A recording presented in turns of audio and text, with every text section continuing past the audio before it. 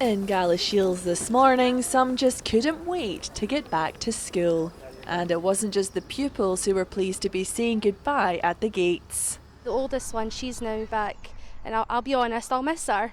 But at the same time, the homeschooling, I've also got a 1-year-old, so it was quite difficult homeschooling. But yeah, I'm glad she's back into her routine, seeing her friends again, the teacher, she's missed them all, so excited, so excited. She was up early, had her school uniform on, breakfast, the bag was ready to go. In Scotland, primaries 1 to 3 have already been back in school for 3 weeks, as have senior secondary pupils who had to complete practical work for national qualifications. From today, all primary pupils are back in classrooms full-time, but a part-time model has been set up for high school pupils.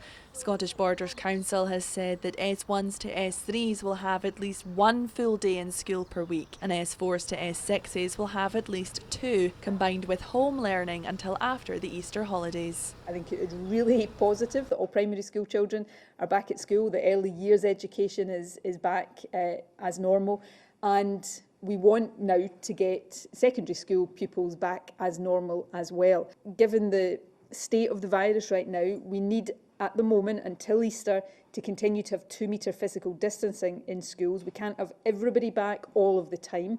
So the senior phase has been given priority for in-school learning because they have national qualifications.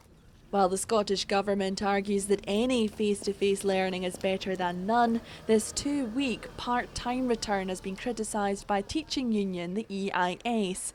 The Dumfries and Galloway branch argues that in organising last-minute timetables for just 14 days, the workload is disproportionate to the benefits, and it would have been better for both students and teachers to have waited for a full-time return after Easter. It's hard to say from our perspective the logic to having people in this pattern for 2 weeks. Teaching remotely has its difficulties. That the workload aspect of remote teaching is enormous.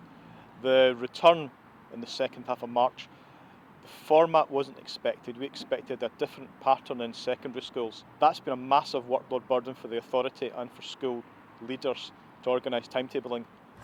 The aim is for all pupils in Scotland to be back fully in 5 weeks, and those students remembering the events of this time last year will be hoping they will be able to spend that final term in the classroom rather than at home. Claire McNeil, ITV News.